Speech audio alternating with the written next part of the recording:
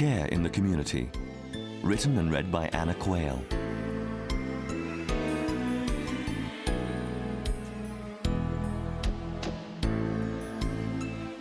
Care in the community? Huh, it's for the birds, said Mrs. Jones Simpkin, the home help, as she pulled up the bedclothes with a deft flick of the wrist. Not pigeons, of course, dear. Poor things, she called from the kitchen while filling the kettle. Tea, dear? Mrs. Simpkin handed Eva Baines a cup of tea and whirled out of the front door at breakneck speed, hurling her last words over her shoulder like a ventriloquist. Got to see my regulars, dear. See you tomorrow. The door banged. Peace, sighed Eva, and closed her eyes. Eva was recovering from the after-effects of a rather tricky operation. She had been sent home to her small house, Chew, her Pekingese dog, and Care in the Community. Apart from Mrs. Simpkin, the home help, there were Meals on Wheels and the rather cross nurse who didn't need to see her anymore. For the rest of the time, Eva could manage to heat soup or make a sandwich. She was feeling much, much better. She had told her doctor so when he had called last Friday. And I'm not alone, she had reassured him. The Twig sisters called to take Chew for her walks, and there are always the boys next door at number 3. The Twig sisters had a Labrador, and they would collect Chew and stroll off down the lane and across the fields, the Labrador leading the way and the Pekingese rolling along behind like a Chinese sailor. Oh, Eva was blessed with the boys next door. Ian and Hamish were wonderful neighbours. Ian was something in the city, and Hamish worked in the post office, but his ambition was to be a television chef. He made lip-smacking goodies and would bring Eva samples of his culinary art. On her birthday earlier in the year, Hamish had produced a special treat. Eva had that morning received the letter summoning her to the county hospital for her operation. She was feeling miserable and apprehensive, not wanting to leave her safe little home for a hospital ward, although she knew that it was for the best.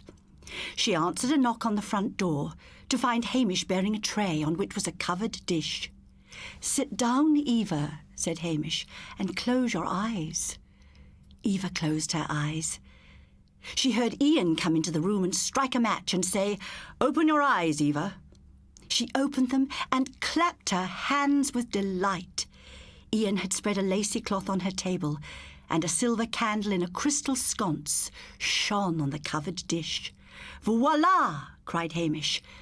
There, on a bed of shredded lettuce, quivering and pink, lay a wondrous jellied fish. Then there had been a birthday cake, a mere wisp of whipped cream with a crunchy middle and a berry at its heart. "Oh, you dears," said Eva, "how you have cheered me up." The very presence of the boys next door cheered Eva up. She would hear their noisy little car come chugging into the space at the side of number 3, and then the bang of their front door. At night, when she was sitting up in bed reading, or just about to go to sleep, she could hear their music through the wall. Hamish and Ian played all sorts of music. Ian liked Elton John or Nina Simone, but Hamish loved Wagner with the devotion he gave to his cooking, and the strains of Tannhauser reverberated through the dividing wall, lifting Eva to sleep on wings of song.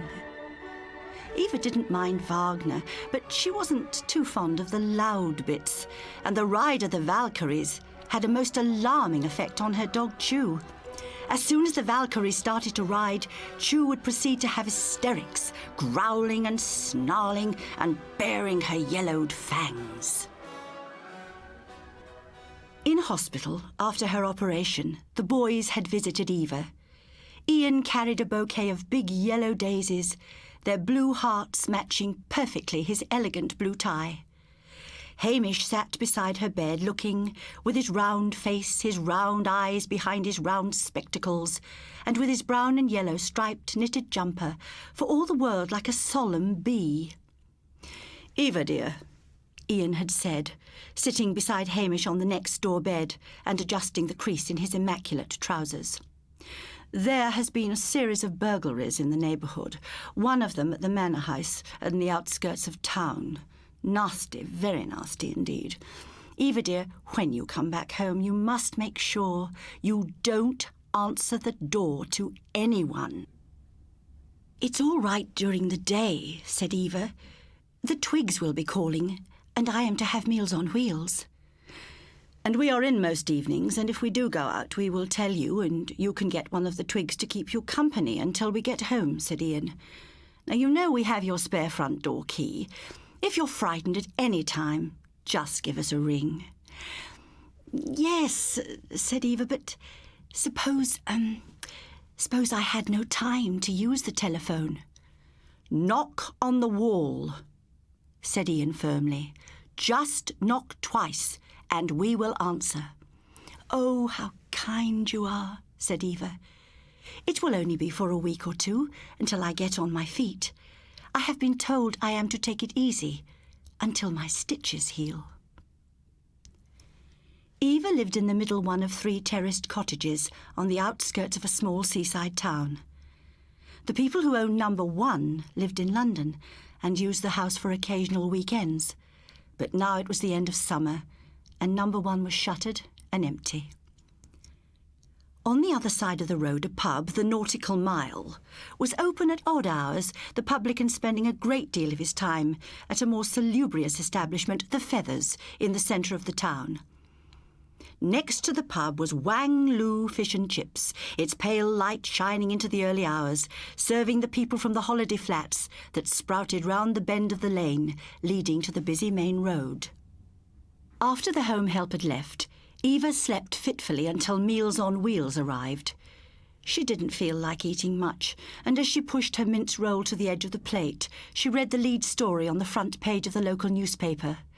Next to "Enormous fish caught by local man, pike no match for Ted Weems," was the report of a burglary at a big house down by the river.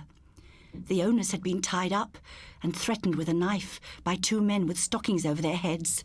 Eva was unable to face the suet pudding and custard. What if she were to be burgled during the night? How silly!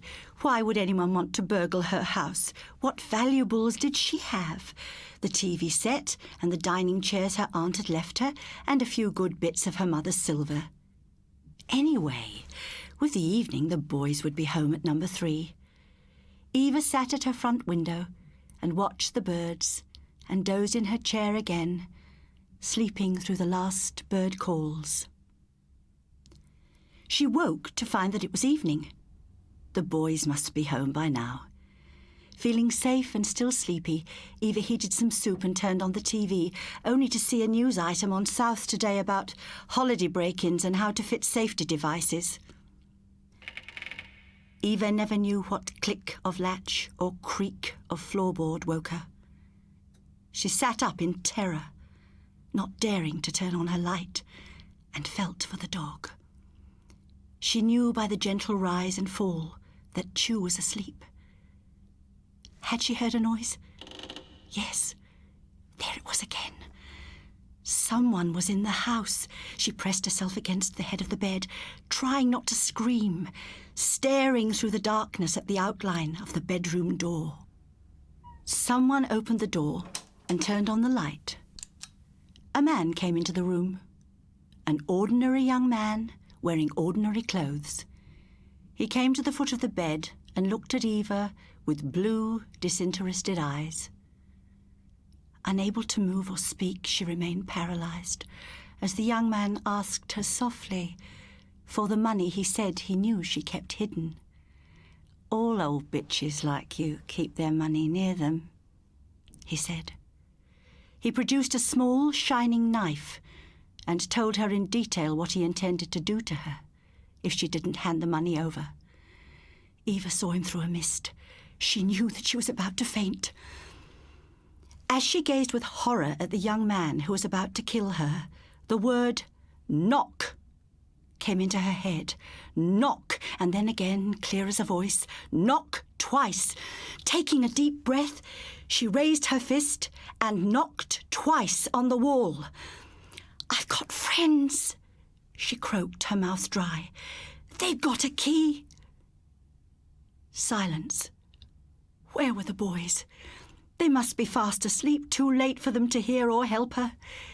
Even as the intruder moved toward her, knife in hand, 3 loud knocks sounded on the other side of the wall, and at the same time, on a great surge of deafening sound, the Valkyries came riding into the room. The ride of the Valkyries woke Chu. As the hated sounds blasted in her ears, the old Pekingese became once again the lion dog of her ancestors. With a great battle cry, she leapt forward as if galvanized, and baring her terrible yellow fangs, bit the burglar on the hand.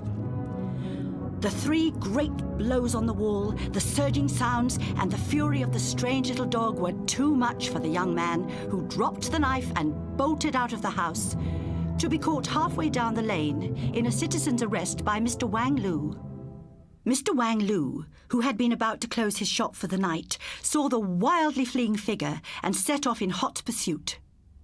Though small, Mr. Wang Lu was a karate black belt and, quick as a flash, pinned the burglar to the ground. Eva was too exhausted to be interviewed by the police that night. She was given a sedative by the doctor and slept. The following morning she awakened refreshed to a bright and sunny day. A police officer called to take a statement. The miscreant had been apprehended, he told her, and over a cup of tea he congratulated her on her courage.